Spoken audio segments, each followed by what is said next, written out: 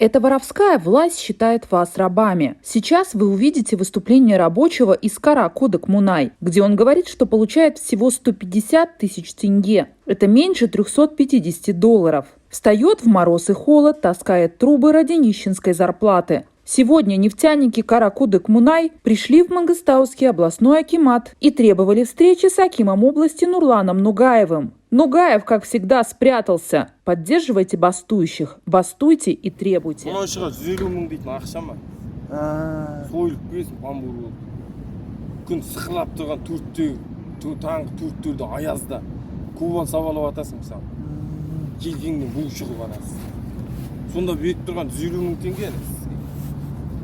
Соны біз 300 мыңға көтер деп тұр ғой, хотя бы 300 мыңға.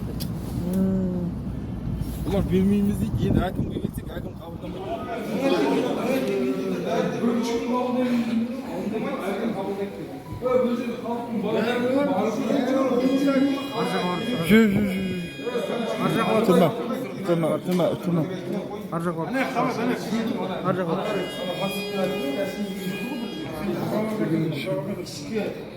İşki birdenmenin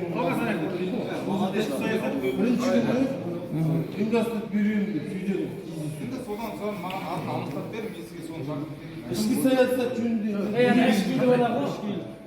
Менде видеода бар болу керек, міне мына жер. Батыр Хамет аты кім еді? Батыр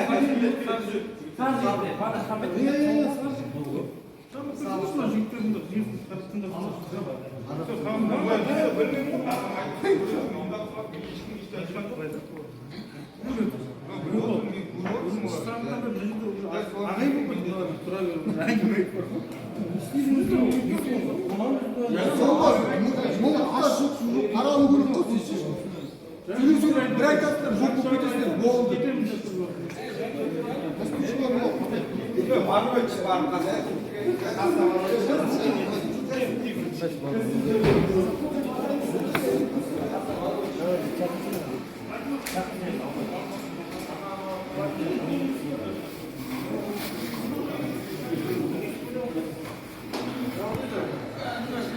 Кім жауап береді оған келмеген жағдайда? Не жауап беріп отыр? Енді басшылар келмесе біз отыра береміз ғой işte.